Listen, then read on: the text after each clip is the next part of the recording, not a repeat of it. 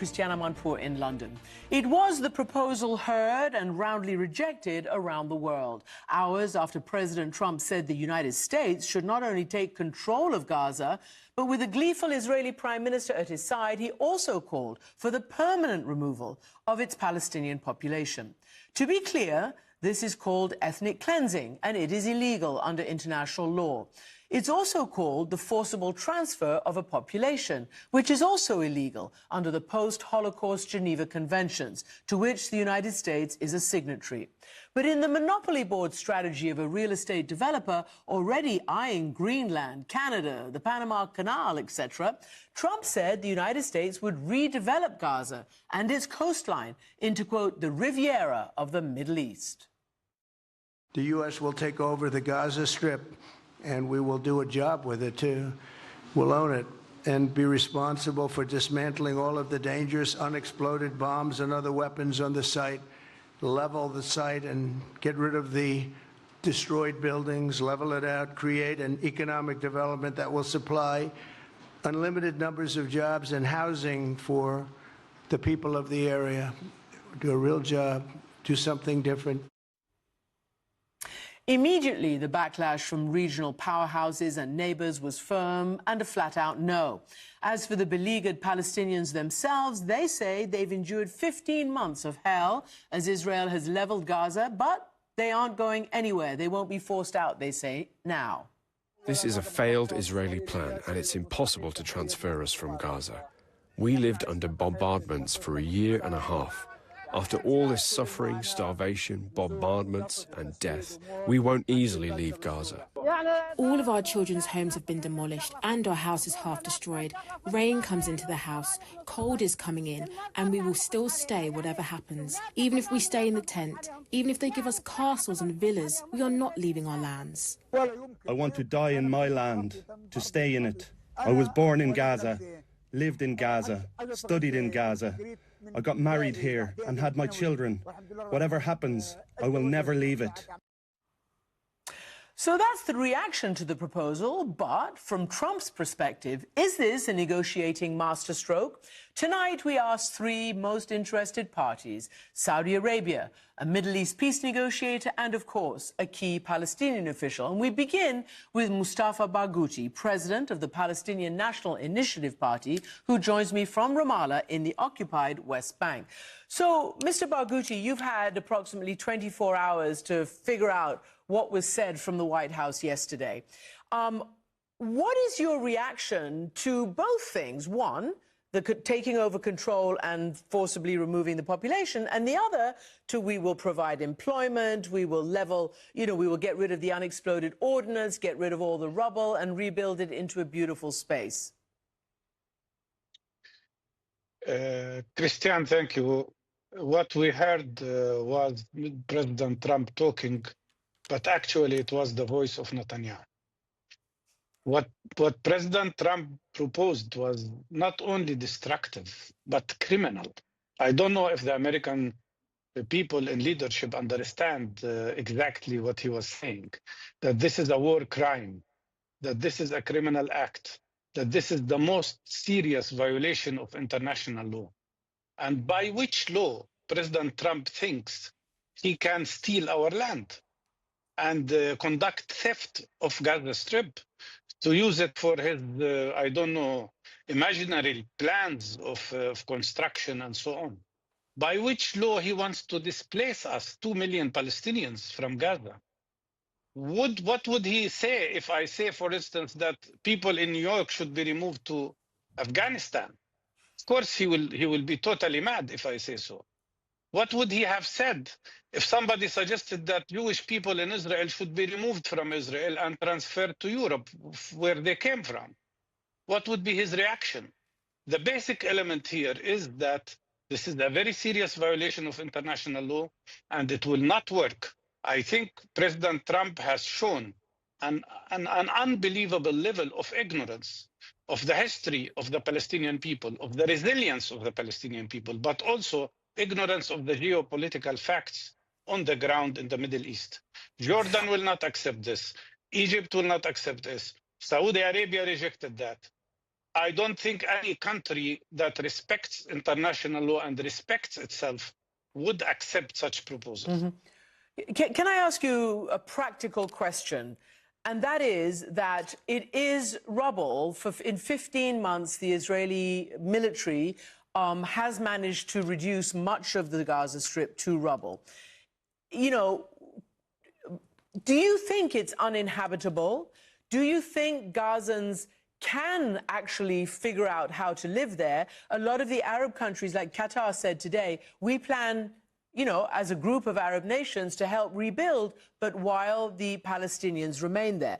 But Steve Witkoff, who visited Gaza last week, said this just yesterday. What we're trying to do is be transparent to these people. If you go to Gaza today, I was there, I witnessed it, you see people going there, picking up a tent, and literally, in some circumstances, turning right around again because there is nothing left there. What is your answer to that? That's exactly the Israeli propaganda. My answer to that is that 500,000 Palestinians, 500,000 people, came back to the north of Gaza, although it is destroyed, of course, because they would not leave their land. And what they are talking about is absolutely incorrect, because the last thing any Palestinian wants, after we've experienced ethnic cleansing in 1948, the last thing that people want is to be ethnically cleansed again. This, to be disconnected, as some people have told you in your program, to be disconnected from their history, from their families, from their land. And don't forget that the people in Gaza are part of the Palestinian people who also live in West Bank and also live in 1948 areas. Why would they be separated from their families and their relatives? And this is unacceptable. And also, people are ready to reconstruct. We are ready. We didn't complain to President Trump. We are ready to survive. People in Gaza are ready to survive, regardless of the harsh conditions. And Mr. Trump should have asked Netanyahu, how could you have caused all this damage? He should have asked himself, where they did the 86,000 tons of explosives that were thrown on Gaza, where did they come from? From the United States of America. United States has responsibility for the terrible genocide that took place, that Netanyahu conducted. And for that, it should be paying compensation to Palestinians. They should force Israel to pay compensation to Palestinians, not to punish the victim by ethnically cleansing us out of Gaza. That is totally unacceptable. Can I ask you something? Because you mentioned the West Bank. You're sitting there in Ramallah, the headquarters of the Palestinian government, such as it is, on the occupied West Bank. And we see every day reports from there of basically a lot of still settler violence, IDF in various areas. Some of it is, they say, to clear out terrorists from like Jenin and elsewhere. But there's a big effort, and the settlers are not shy about it, to take over farmland and olive and other orchards and villages. What is actually happening there? Because Trump was also asked whether he would pronounce on whether he would accept full annexation of the West Bank.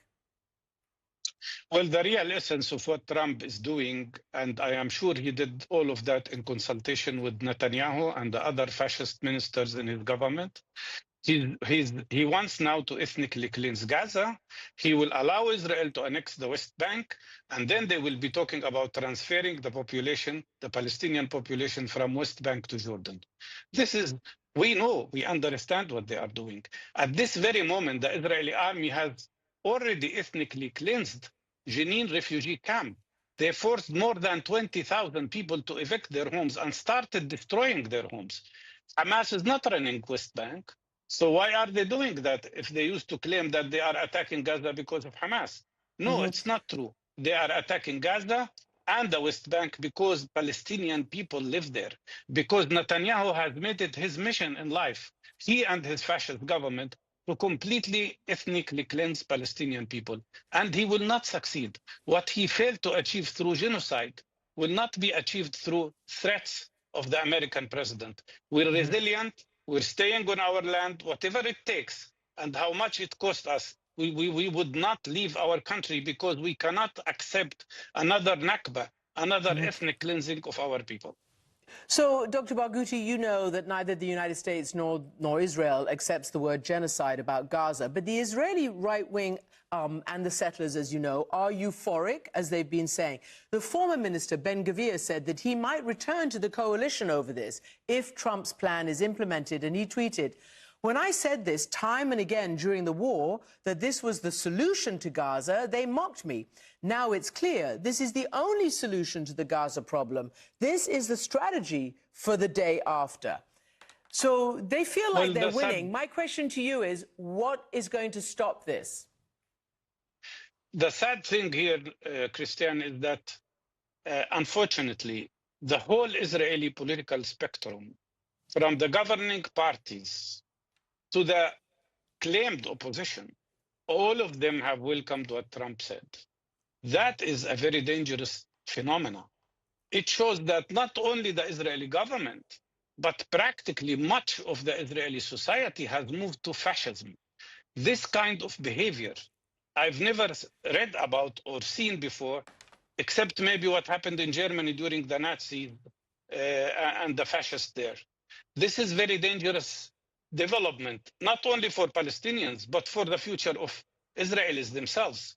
And this kind of tendency, where they are all accepting a war crime of ethnic cleansing and encouraging it, where did all the talk about peace, about survival, about coexistence, where did it all go? And if that is the kind of behavior we are witnessing now from the vast majority of the Israeli society, then what do they expect from the Palestinian people? Do they think that we will simply surrender and capitulate? Of course not. What can stop this plan is three things. First of all, Palestinian resilience and resistance to this terrible war crime. Second, it should be a unified Arab position, which we expect will happen and take place. And now we see worldwide condemnation, or at least rejection, of this terrible and criminal idea. And finally, these are very important three factors. Please. Fine, and I will put that to Saudi Prince Turkey in a moment. But obviously, the Israelis will reject the way you characterize them. And interestingly, there were quite a few Israelis who CNN asked today in Tel Aviv and elsewhere, and they didn't like this plan either. But I don't know about the majority of the country. But my question to you now is, do you think the two-state solution is dead? I think they've killed it long time ago. But the question is, what is the alternative to two-state solution? Without removing the Israeli legal settlements, we cannot see a two-state solution. Without ending occupation, you cannot see a real Palestinian state. But if there is no two-state solution, the only solution left will be one democratic state with equal rights for everybody on all of the historic Palestine. They don't want it, I know. They reject two-state solution, they reject one-state solution. What is their solution? Exactly the ethnic cleansing that now President Trump is advocating. This is a very shameful and black moment in the American history, that the American president, the highest person in the system, is calling for conducting a war crime, something that never happened before. And it is really shameful. And I hope that the American establishment can correct itself on this matter and force President Trump to retract these dangerous ideas. Well, that'll be interesting. We'll watch out.